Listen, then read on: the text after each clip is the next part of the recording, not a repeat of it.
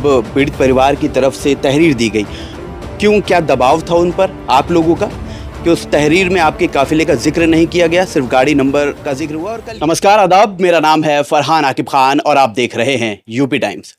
साथियों, इस वक्त हमारे साथ मौजूद हैं करण भूषण सिंह।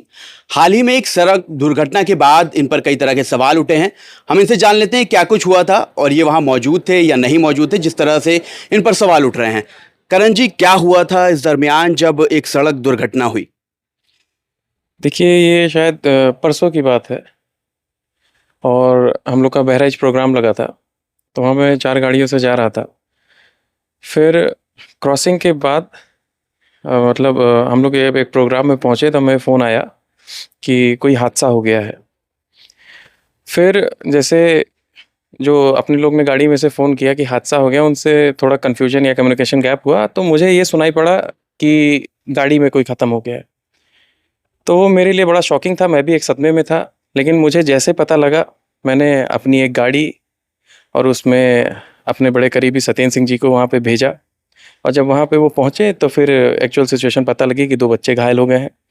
और फिर वहाँ पे जैसे भीड़ का आक्रोश बहुत था, लेकिन उसके बावजूद भी अपने गाड़ी में बच्चों को रखा और फिर वहाँ से हॉस्पिटल भेजा गया। हॉस्पिटल के बाद वहाँ से पोस्टमार्टम के लिए सारी व्यवस्था करवाई गई। पोस्टमार्टम के बाद उनके हमारे जो नज़दीकी करीबी वहाँ पे परिवार के साथ मौजूद रहे। फिर रात में मिट्टी तक भी वहाँ पे रहे, फिर दूसरे दिन भी उनके साथ रहे।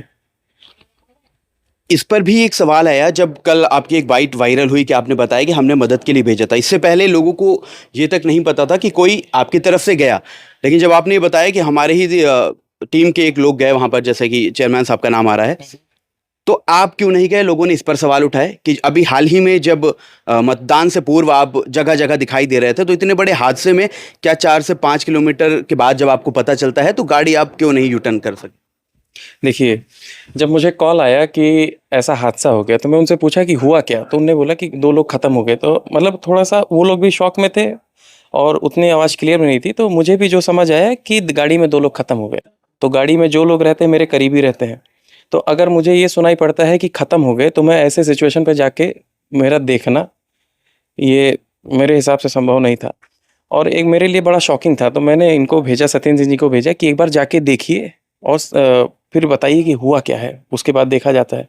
लेकिन जब वहाँ पे सिचुएशन पता लगी और जो दुर्घटना हुई है उसके बारे में भी आपको बताना चाहता हूँ कि एक महिला दूसरे साइड से सड़क क्रॉस कर रही थी, उससे बच्चों की भिड़ंत हुई। उसके बाद बच्चे अपना बैलेंस खो के दूसरी पटरी पे आ गए, वो गाड़ी से एक्सीडेंट हुआ।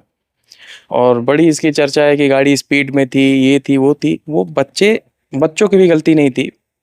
अब ये संयोग माने कि वो बच्चे दूसरी पटरी पे आके गिरे और ड्राइवर ने अपने तरफ से बचाने की बहुत कोशिश की। एकदम लास्ट में जाके जो कंक्रीट के पिलर लगे हुए थे, उसमें जाके लड़ी गाड़ी। अच्छा, इस पूरे हादसे के बाद जब पीड़ित परिवार की तरफ से तहरीर दी गई, तो क्यों, क्या दबाव था उन पर आप लोगों का कि उस तहरीर में आपके काफिले का जिक्र नहीं किया गया, सिर्फ गाड़ी नंबर का जिक्र हुआ? और कल यही चीज़ जब पूर्व आईएएस और समाज सेवी अमिताभ ठाकुर गोंडा आए, उन्होंने भी इस बात का जिक्र किया कि तहरीर में आपका जिक्र नहीं है, इसके पीछे क्या रहा? देखिए, मैं इसके विषय में आपको बताना चाहता हूँ।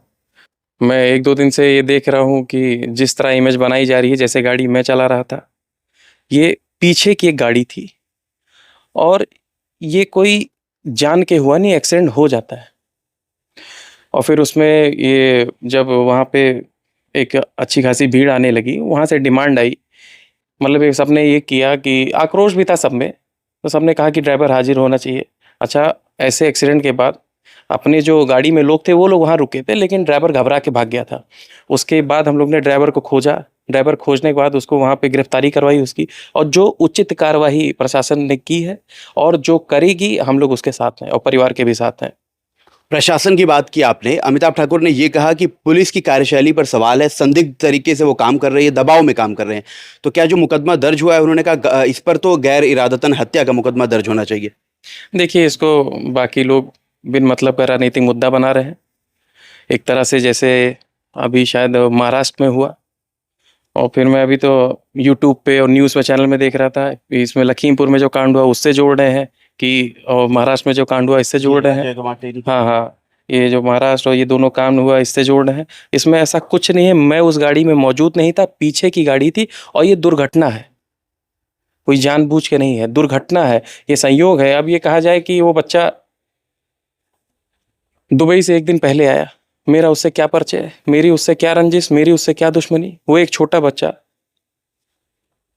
अब इसमें क्या कहा जाए, बस ये आप लोग के माध्यम से भी निवेदन है कि इसको राजनीतिक का मुद्दा मत बनाए, और ये परिवार के लिए बड़ी दुखद समय है, और ये मेरे पिताजी के संसदीय क्षेत्र के हैं, और हम पिताजी के समर्थक हैं, और परिवार के साथ पूरी संवेदना है, और मैं अपने तरफ से बढ़ चढ़ कर देखूंगा कि परिवार के साथ मैं जो उनके उपयोग में आ सकूं उनके। मैं भी यही पूछने वाला था कि इन तमाम बातों के बाद करण भूषण सिंह कहाँ दिखाई पड़ेंगे, उस परिवार के साथ किस स्तर तक मदद करने वाले?